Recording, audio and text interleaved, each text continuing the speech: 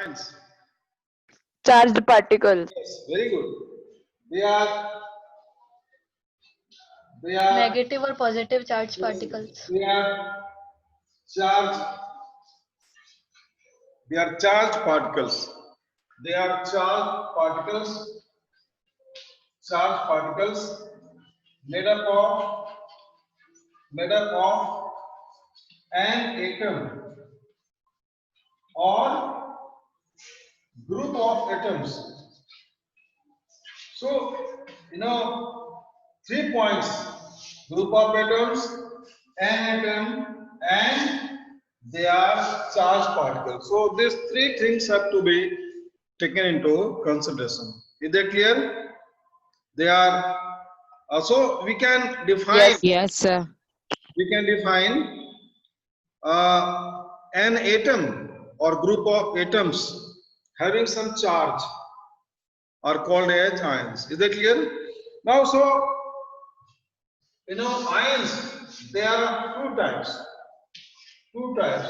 First is cations, and second is anions. Anions. You know this thing? So cations are positively charged. They are the ions which are positively charged. Positively charged ions are called as cations. The ions having positive charge on them are called as cations. So anions just opposite, negatively charged, negatively charged ions. So this is basic description about the ions. Now ions are two types. Is it clear? So now ions, and there is one more concept. Polyatomic. Polyatomic ions. What are polyatomic ions?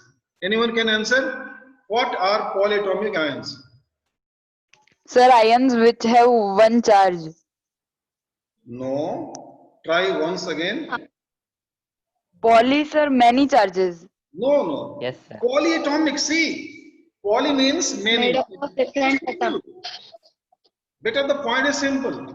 The ions made up of more than one atom. Is that clear? Poly means many. So see, poly means many, and this atomic. So ions made up of two or more atoms of same or different types.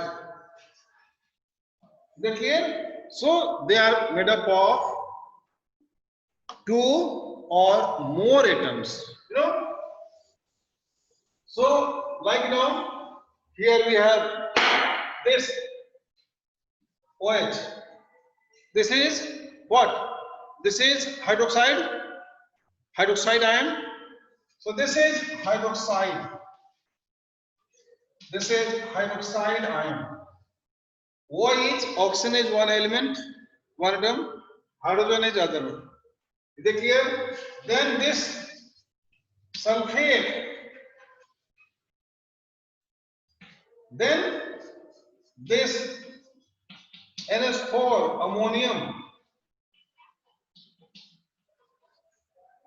All the three are made up of two different elements. So they are said to be polyatomic ions.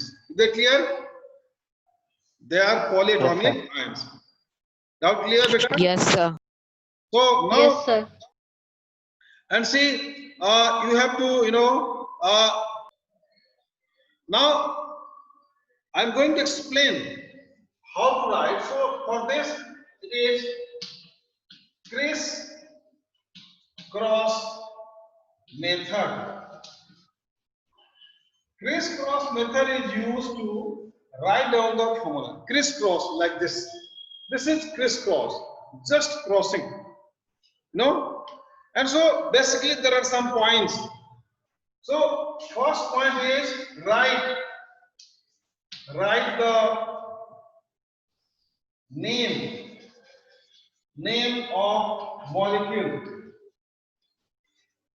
Name of molecule in such a manner that cation is on left side and anion on right side. Is that clear? Cation has to be written on the left side, anion on the right side. So this is the first point.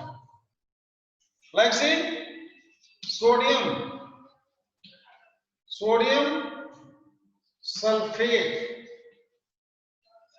So this is sodium in cation, sulfate is anion. This is one. Now second is write down the symbol.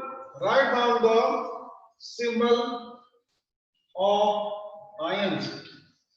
Write down the symbol of ions. Symbol of ions have to be written. Now there are some persons, so just I switch it off. Now here write down the symbols of the ions. So below this symbols are to be written. So this sodium, this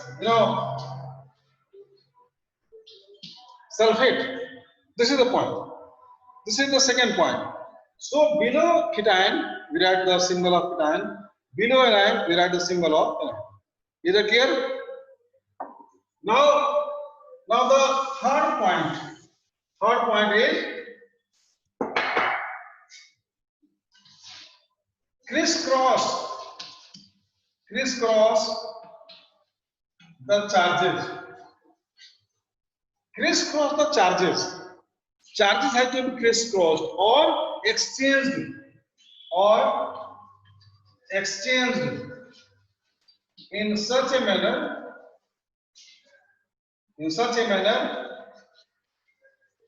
that molecule has no charge. No charge means molecule is neutral. Molecule has no charge or molecule is neutral in nature. So here this. Now exchange the charges like this. Charges has to be exchanged. Charges has to be exchanged. This will come to this place. This will come to this place. Is that clear? This charge of 1 plus will come here. This will come here.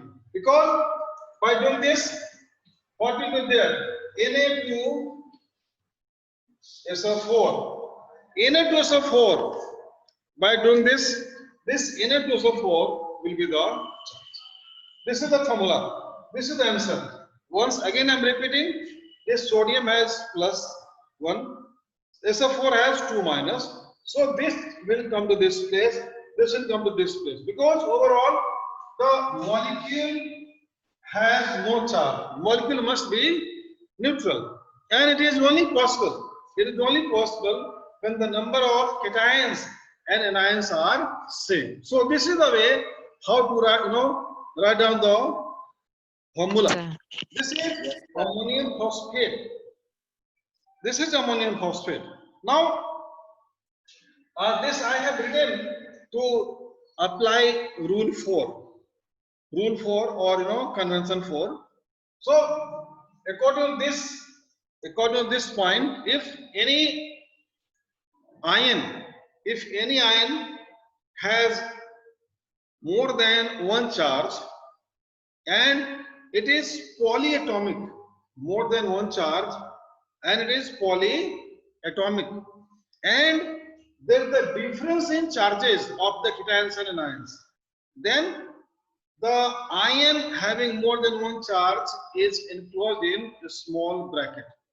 Once again, I am repeating. The fourth point is about the polyatomic ions, and according to this, when any ion has charge of more than one, and similarly it is polyatomic, then it has to be enclosed in a small bracket, and the charge number has to be written. Now see, we write this: ammonium NH4 plus, phosphate.